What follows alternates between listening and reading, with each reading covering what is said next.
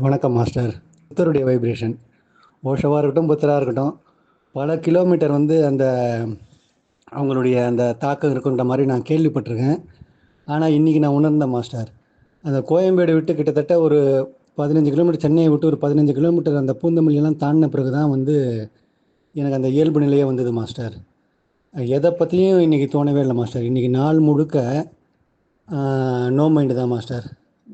எந்த விதமான வீட்டு எண்ணமோ, வியாபார எண்ணமோ, எந்த விதமான ஒரு எண்ணமும் இல்லாமல் முழுக்க முழுக்க வந்து ப்ரெசன்ஸ் மாஸ்டர். அதை நான் எதிர்பார்க்கவே இல்லை. அந்த ஒரு பூந்தமல்லியெல்லாம் தாண்டி ஒரு 15 கிலோமீட்டர் தாண்டின பிறகு தான் எனக்கு அந்த இயல்பான ஒரு நிலையே வந்தது மாஸ்டர்.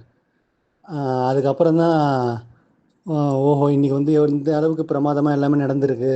இன்றைக்கி ஒரு நாள் வந்து ஒரு மிகப்பெரிய ஒரு திருவிழா அப்படின்றதெல்லாம் ஃபீல் ஆச்சு. இப்போ தான் வீட்டுக்கு வந்தேன் மாஸ்டர். வண்டியில் பஸ் ஸ்டாண்ட்லேருந்து வீட்டுக்கு வர வழியில் ஒரே ஆனந்த கண்ணீர் மாஸ்டர். இது அழுகன்னு சொல்ல முடியாது. ஒரு பெரிய ஒரு எப்படி மாஸ்டர் சொல்கிறது, ஒரு பெரிய சந்தோஷம். எதையோ ஒரு சாதிச்சிட்டோன்ற மாதிரியான ஒரு பெரிய ஒரு ஆனந்த அனுபவம் மாஸ்டர். அது உங்களுடைய ப்ரெசன்ஸ் வந்து அந்த ஒரு 15 கிலோமீட்டர் தாண்டி தான் அந்த இயல்பு நிலைக்கே வர முடிஞ்சுது மாஸ்டர். அது வரைக்கும் எல்லாமே தெரிஞ்சாலும், எப்பவும் போல் இருந்தாலும் அது ஏதோ ஒரு மாற்றம் இருக்குது மாஸ்டர். அது வந்து கண்டிப்பாக நான் உணர்கிறேன். அது மட்டும் இல்லாமல் நான் வந்து அந்த ஆரம்ப காலங்கள்லேயே உங்ககிட்ட வந்து நான் சொல்லியிருக்கேன் மாஸ்டர். அந்த திருப்பதி வெங்கடாஜலபதிக்கு வந்து வேண்டுதல் பண்ணி அந்த லாபத்தில் வந்து தொழிலில் வந்து 1%, 2% அந்த மாதிரி வந்து 5% அந்த மாதிரி வந்து ஒரு காணிக்கை செலுத்துவாங்க. அந்த மாதிரி நான் செலுத்த விரும்புகிறேன் மாஸ்டர். என்னுடைய வருமானத்தில் வந்து நான் அந்த மாதிரி அமிர்தஹராக்கு செலுத்துவேன்றத ஒரு உறுதிமொழியை வந்து நான் கொடுத்துருந்தேன் மாஸ்டர். ஆனால் என்ன ஒரு பேட் லக்குன்னா, எனக்கு வந்து ஒரு நிலையான தொழிலே அப்போ கிடையாது மாஸ்டர். நிலையான வருமானமும் கிடையாது மாஸ்டர். அந்த நேரத்தில் நான் அந்த முடிவு எடுத்திருந்தேன். அது உங்களுக்கு நான் பதிவாகவும் போட்டிருந்தேன். ஆனால் ஜோதிர்லிங்கம் வந்ததால் நீங்கள் அந்த கர்மாவெல்லாம் கரைச்ச பிறகு உண்மையிலேயே எனக்கு ஒரு அருமையான வியாபாரம் செட் ஆகி, அதுக்கப்புறம் தான் எனக்கு வந்து ஒரு நிலையான வருமானம் மாஸ்டர். அந்த வருமானத்தை வச்சு தான் இப்போ வந்து நான் வாழ்ந்துக்கிட்டு இருக்கேன். சுயமாக இப்போ நான் வாழ்ந்துக்கிட்டு இருக்கேன்.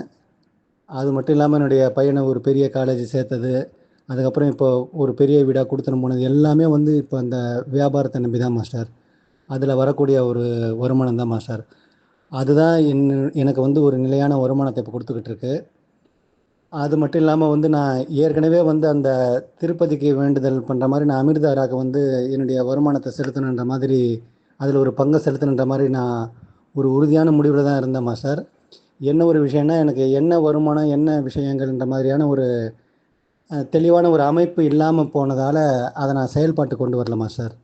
ஆனால் இப்போது வந்து காலையில் வந்து நான் கொஞ்சம் லேட்டாக வந்திருந்தாலும், விக்னேஷ் கோயலை பற்றி நீங்கள் நிறைய சொல்லியிருக்கீங்க.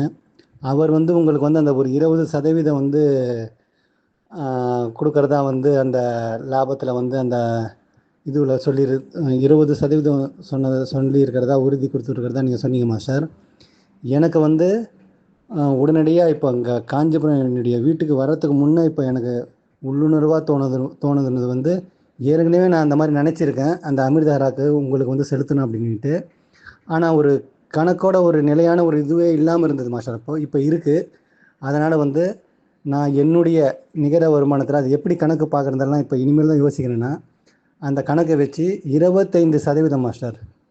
ஒரு 25% வந்து அதை எடுத்து வச்சு ஒரு கணக்கு பார்த்து, அதை வந்து அமிர்தஹராக்கு உங்களுக்கு என்னுடைய பரம்பரையே மாஸ்டர். நான் மட்டும் இல்லாமல் எனக்கு அடுத்தடுத்து என்னுடைய பரம்பரையே வந்து இந்த காணிக்கையை செலுத்தும் மாஸ்டர்.